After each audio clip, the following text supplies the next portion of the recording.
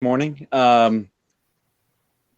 Looks like we've got a smaller crowd this morning, so we've got 30 minutes together to go through this. As you have questions as we're going through this, please chime in, and I'll look to answer them as we're just going through here. The whole time to set this connection up won't take the full 30 minutes, so we'll have time to go through any questions you might have. So this is the session for using Azure as the IDP for an SSO connection with Blackbaud ID. And you're here because you're using Microsoft predominantly for your business applications. My name is John Vogel. I'm the product manager for identity and access management on the Sky platform. And so Blackbaud ID, permissions, user management is my wheelhouse. Essentially, who you are and what you can do. And so if you have questions related to that space outside of this topic today, please feel free to reach out to me. So you are here because, as I mentioned, you're using the Microsoft applications for your day-to-day work. And Blackbaud is one of many other business applications that you probably use. And without having an SSO connection to Blackbaud, your authentication landscape probably looks something similar to this, where you're using your Microsoft account to log in to all of your Microsoft applications, and then you have a separate email password combination for Blackbaud and however many others you might have for those other supporting applications as well that you use. And the ideal situation is to have your Microsoft account used once to authenticate into all the applications that you use. This centralizes your identity at the company, which makes it more streamlined and secure to manage users across all the applications, and not just your Microsoft. And so to complete this job, you're going to need access to 3 roles. You're going to need to be a Blackbaud org admin to set up the connection on the Blackbaud side. You're going to need to have access to an Azure portal admin or be that admin on the Azure side. And then you're also going to need access to your DNS so that you can verify the domain that you're claiming or domains that you're claiming as part of this connection. So without further ado, let's make it happen. So we're going to be creating this SSO connection by creating an application. And what I'm going to do is actually show you step by step.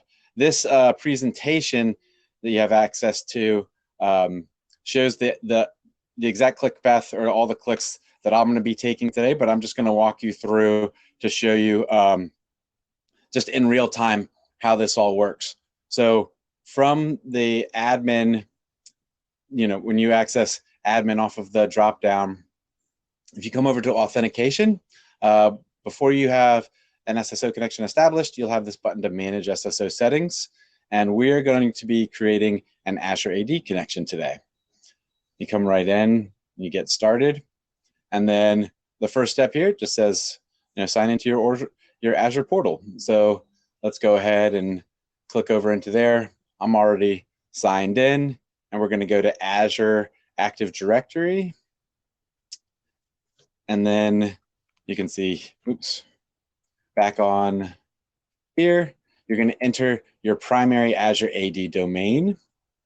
So right here on the overview tab for Azure AD, you'll see your primary domain. So you copy this over, place it in here. And then in the Azure portal, you're going to create an app registration with this redirect URI. So let's go ahead. I'm going to copy that redirect URI, and we're going to go create an app registration.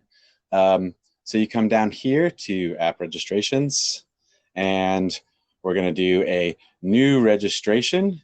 And I'm going to call this BB Dev Days 2023-68.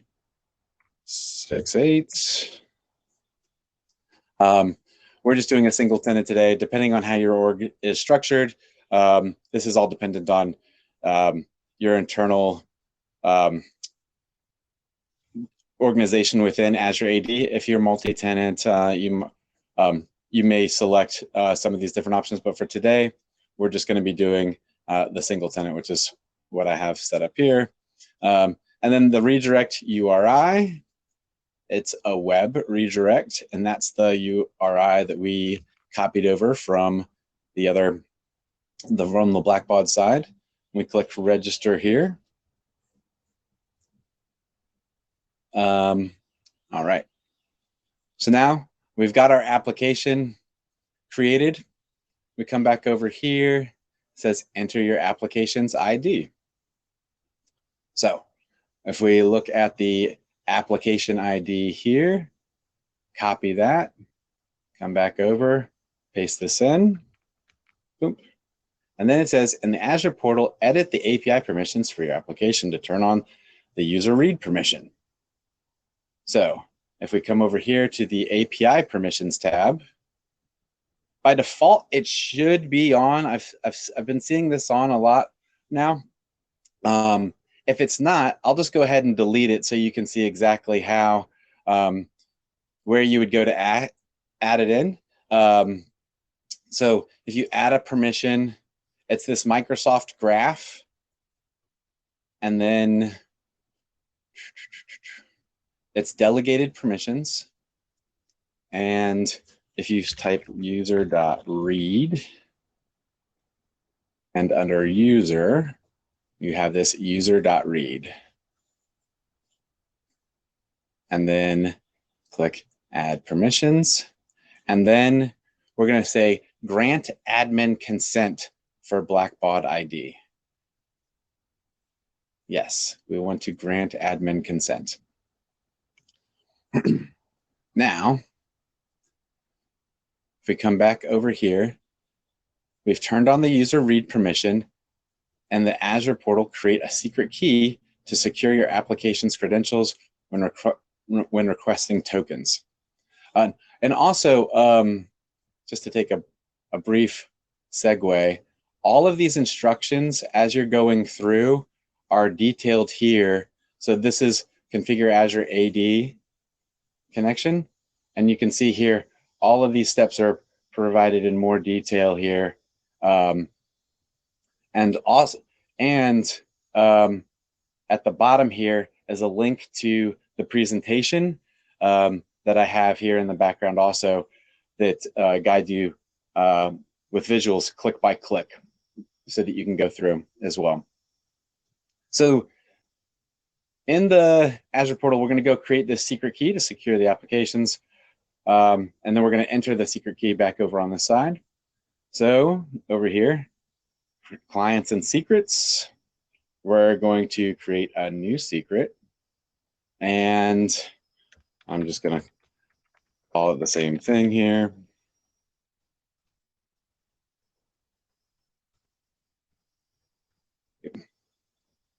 And you can have it last for as long as you want it to. This, however long you do have it last for, that's going to be the shorter the frequency, the more secure it is, but it's also the more frequency that you're going to have to update that secret key to refresh it and maintain a valid connection with Blackbaud. So I'm just going to drop in the 24 months for the time being here. Click OK. So now we have created our secret key. There is this secret ID and there's the secret value. What we're looking for to provide to Blackbaud is the secret value. This is the handshake, like the secret code between to say, hey, this is a valid connection, and you've established it on the Microsoft side, and you're going to share it with us so that when we send users over, we say, hey, here's somebody that needs to sign in with your system or through Azure, and you know that you can trust us because we have this secret value that you're sharing with us, and we're coming across in this specific connection. So we copy this. This secret ID is just an identifier for the actual secret that you've created within Azure. So if you were to create another client secret ID, it would have a unique value. Both of them would have unique values, but the secret ID is really just an identifier for the secret, but not anything that you share with Blackbaud. So we come back over here, we'll enter that secret value. And then something that we've added in within the past year is asking for the expiration date. And we've done this because we've seen customers where maybe the org admins have moved on from the organization and they're not aware that that their connection is about to expire, or somebody within IT is not watching it on the Azure side. This way, we can help proactively notify you when we know that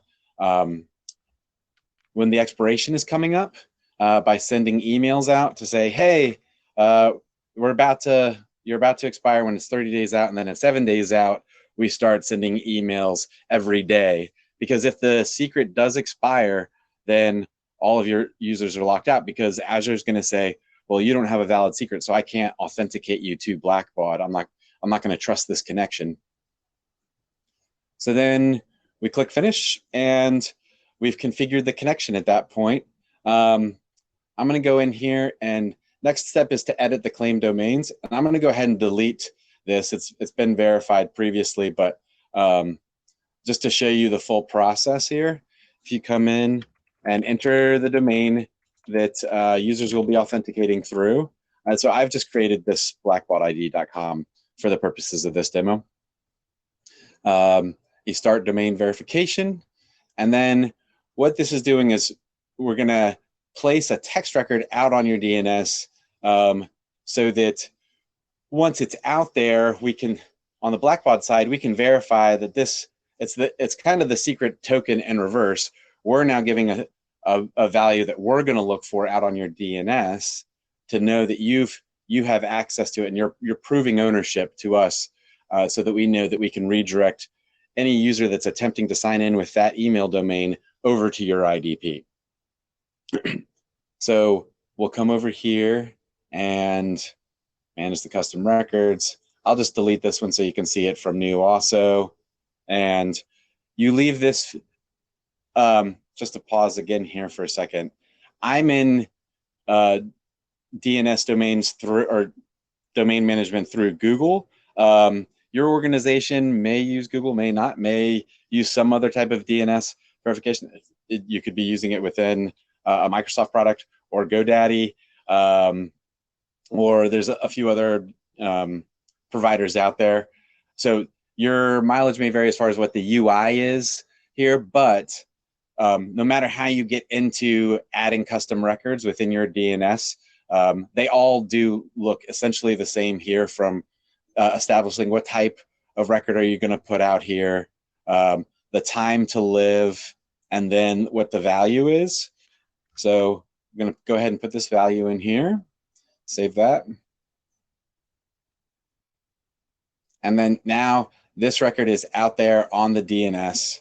So I can come back over to Blackbaud and click verify.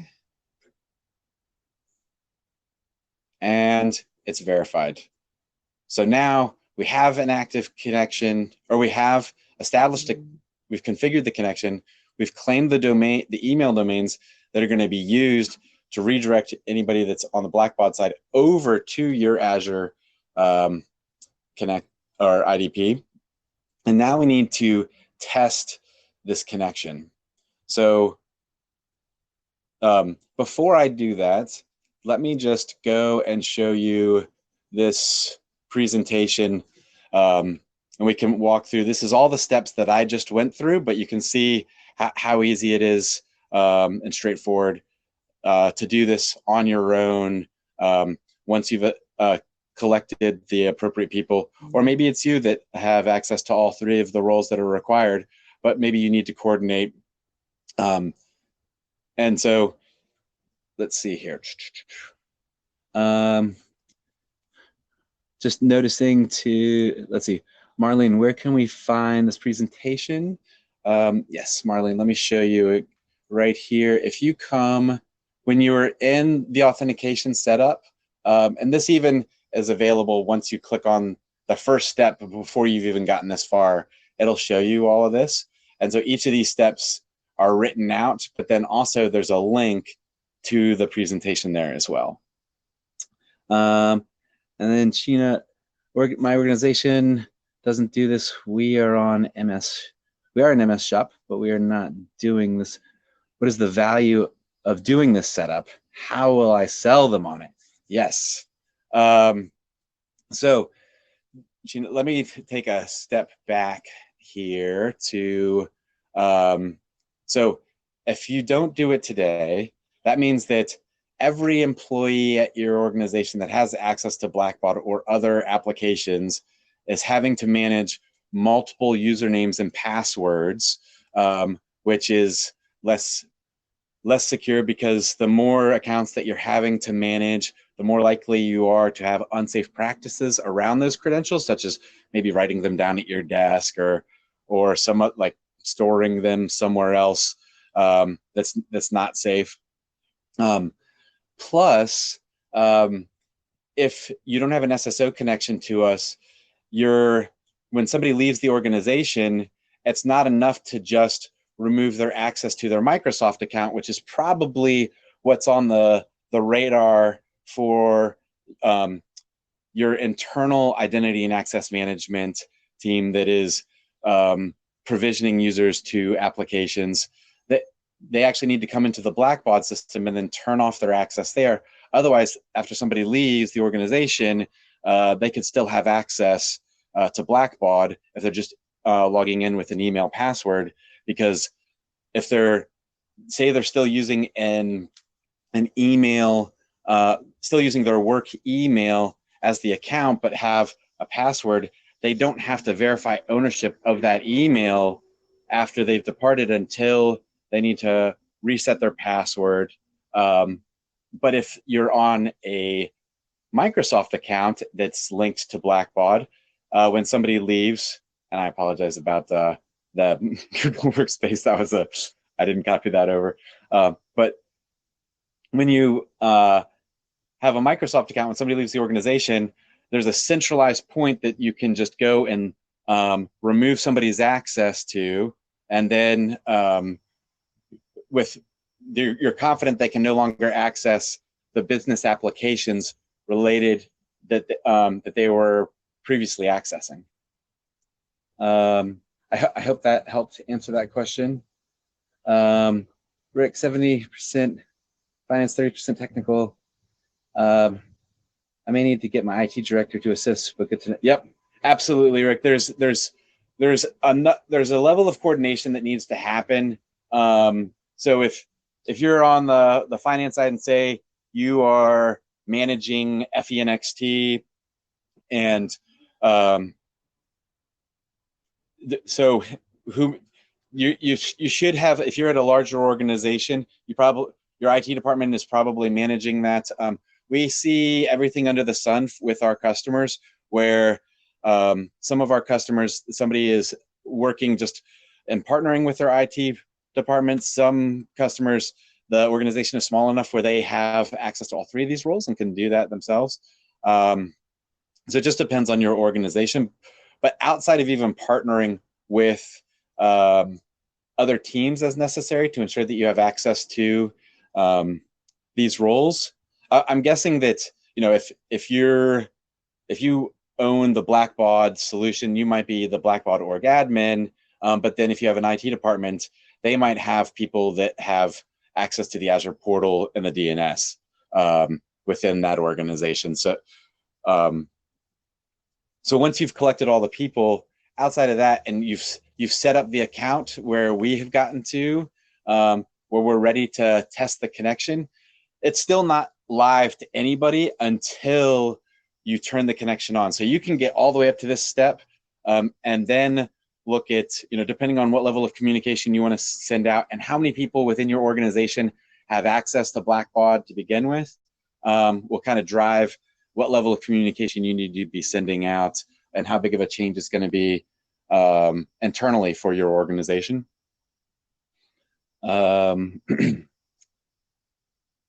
Perfect. Okay, so I'm going to copy this URL to go out and test the connection.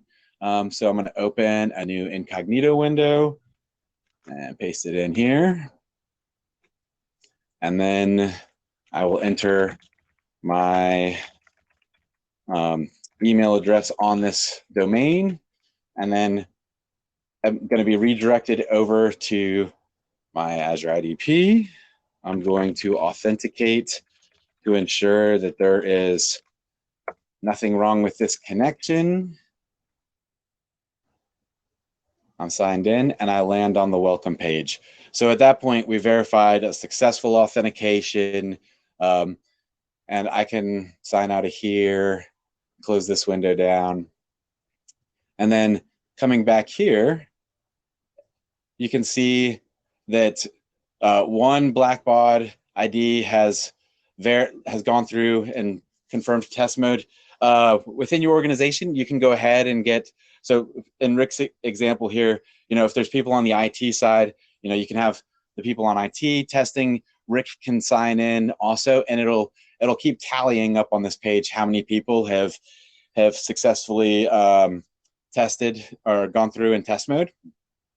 And then after that, the last thing to do is turn it on. So again, up to this point, you've established the connection with us, and it's live, but it's not turned on for everybody at your organization until you go through this step. So you can test in test mode until you're confident or until you've gone through the necessary change management processes within your organization. And to see who's going to be impacted, we also have this list to say, okay, here's all the people that once you turn this connection on, will be impacted in that they used to sign in with email password, and now they're going to be, as soon as they enter their email address, they're going to be redirected over to your IDP to sign in. I'm going to turn this on, and that's going to be, and you can send out emails, and now you have a live SSO connection at that point. And you can see here, on this page, we let you know, because you entered the expiration date for us, how many days until the key expires, when you're going to need to take action. At any point, you can come in here and update the new key. I mean, if you're still 60 days out, it doesn't matter. Like, you can update a new one and just refresh it and have it extend out as you see fit. So you don't have to wait until you're 30 days out or a week out. Rick, I see your other question here. What are the cons? What to look out for? Honestly, this is all value add. The reason that I've have this demo specifically for Azure is that with you being a Microsoft shop, you should have access to be able to turn this on already, because your organization has an Azure AD instance where you're managing users and their access to your Microsoft applications. And so there should be absolutely no additional cost to be able to turn this on, because on the Blackbaud side, we don't charge you anything, and on the Microsoft side, they shouldn't charge you anything to establish this connection either.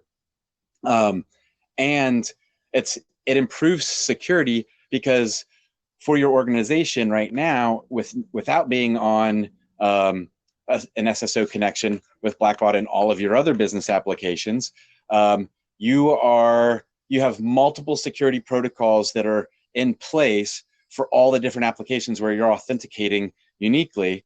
Yeah,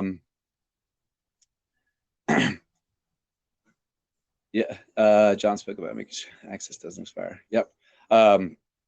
And so with, sorry, I lost my spot there. Let me go back to showing this page, and I'm sorry, I'm just going to change this in live because it's bothering me. I apologize, y'all. Here we go. You want to get to this so that you have a single account to access all of your applications and not have these varying degrees of different security protocols that are in place. On the Blackbaud side, we are absolutely secure. I mean, we require 12 characters for passwords. We have a bunch of other security measures in place to help keep your accounts secure. And we've even moved forward with enforcing MFA as well, depending on the application that you have access to. But if you have everything running through your IDP with Microsoft, then you have total control of if you want passwords to expire, which is not recommended anymore. By the way, if your organization does that, it's you can look at NIST standards and their recommendations are around no longer doing that. OWASP, at any governing body at this point, I'm almost certain is advising against that now because it promotes bad password practices. And so yeah, there's really no cons other than, as Catherine called out, the one thing that you have to be aware of is that there are your connection will expire after a certain amount of time. And so there is a manual effort involved to go in here, update your application key and the expiration date. But again, so like I could come in here right now and just show you, I can create a new one. I'm just gonna add this, and then I can go in and then copy this in and put it right back over here. I mean, it's a super quick process, but the ramifications of not doing it is that when this expires, nobody will be able to sign in that is on that claim domain. And one of the workarounds that we have for that is establishing somebody that has access to authentication currently in org admin that is not on a claim domain. So if your organization has multiple domains that you own and you have access to via email, you could just claim one domain for the SSO connection, and then you could establish an invite on a separate domain, or you could even just use a Gmail. Any email that is outside of the claim domain will work, so long as you're keeping that account safe. And we've just got 2 minutes left here. Marilyn, our IT department has half our users under one Microsoft account, and then the other half users under another account. We'd be able to get both sets of users connected here. Yes, you would. So depending on how they are established, and if you have multiple domains, as I was just mentioning, you can set up as many domains as you'd like within this process. I'm just going to disconnect this real quick and show you on the actually, you don't even have to disconnect it. You can add additional domains, but when you're going through and setting up the domains, you can add as many domains here, and we will read any domain that you claim, we will start redirecting over to that IDP. And then on the Azure side, if you are actually doing this through multiple ADs, you can do that when you're setting up the app itself. So if I come back out and do a new registration, and if you have multi-tenant, that's where you would look to go on the Azure side as well there, and then that will it'll walk you through to select the tenants that will be included. So I thank you all so much for the time today.